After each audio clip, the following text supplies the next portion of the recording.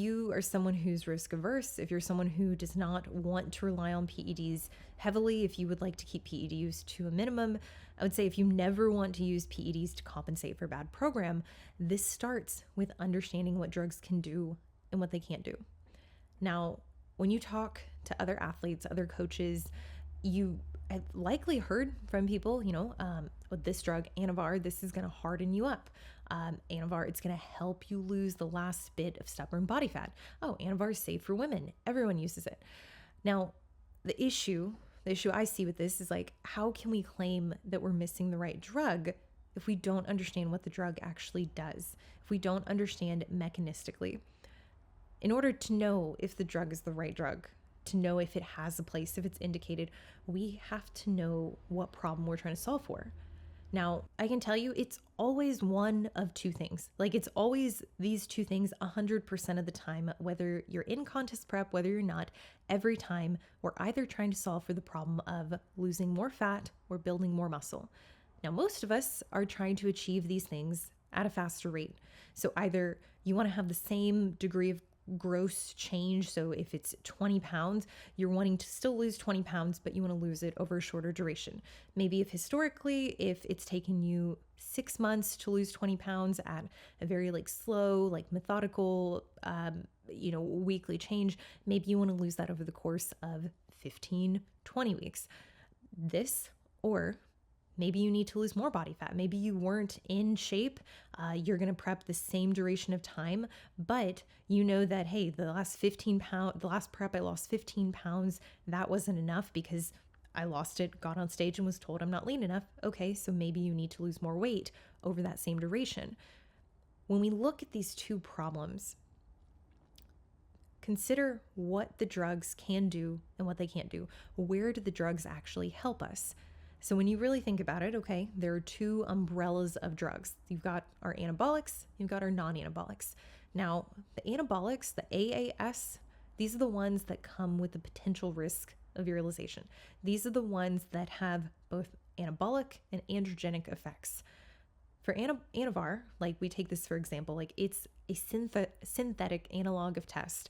It binds to the androgen receptor. It increases anabolism, muscle growth. So yes, we want that in the case of someone who needs more muscle.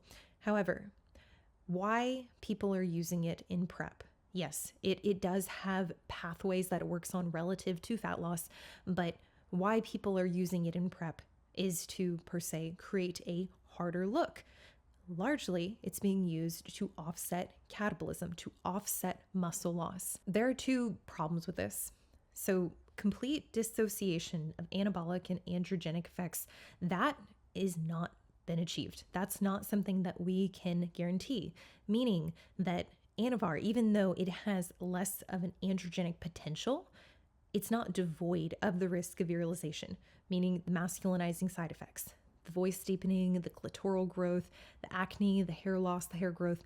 It's not buffet style where you can just decide, okay, I want the anabolic effects, but I don't want the androgenic effects. And this concept, understanding, it needs to be applied to both contest prep and off season and your growth phase.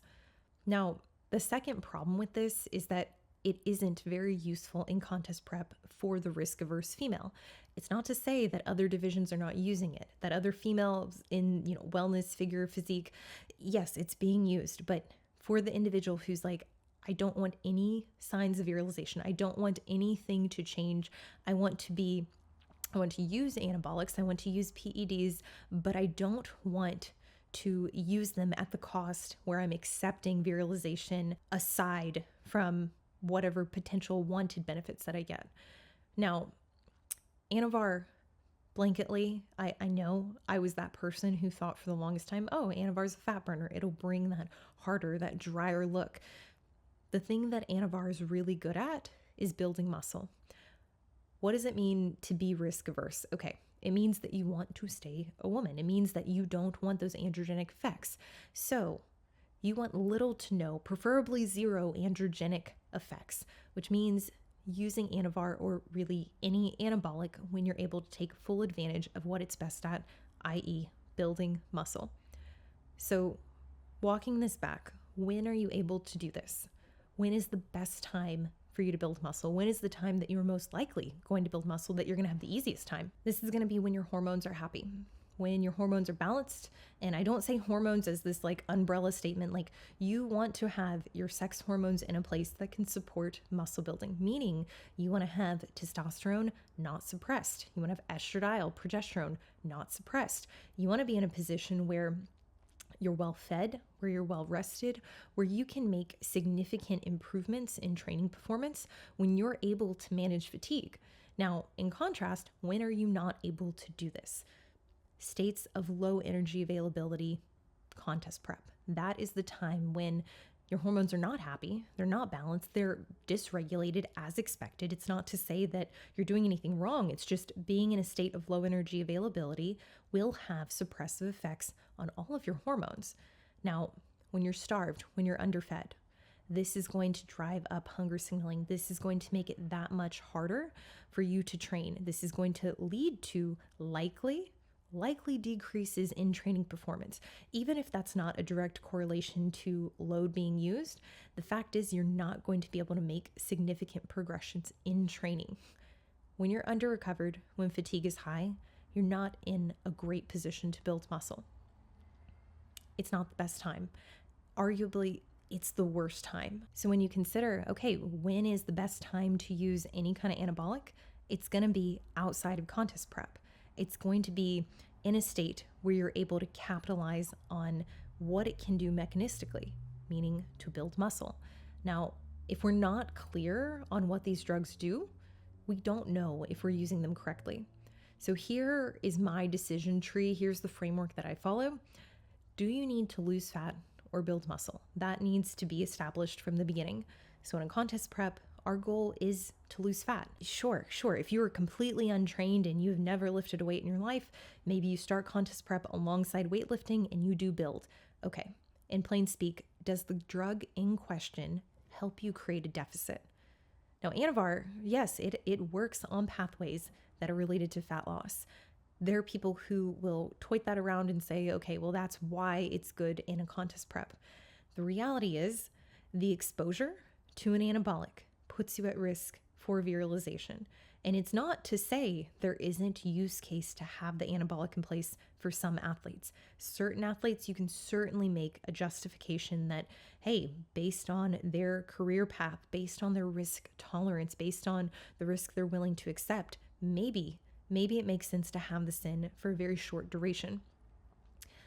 But the reality is we have a handful of non-androgenic PEDs that can do this, that can create that deficit.